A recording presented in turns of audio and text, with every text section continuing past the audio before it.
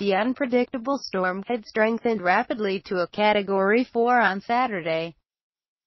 Cabo San Lucas, Mexico. Hurricane Blanca was weakening even as it roared towards Mexico's Baja California peninsula on Sunday, and authorities put thousands of troops on alert and businesses boarded over windows ahead of its arrival.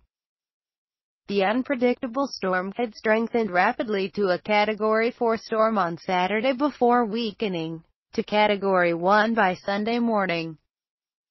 Blanca is expected to approach Baja California's southwestern coastline later Sunday and move near or along the coast in the evening and on Monday.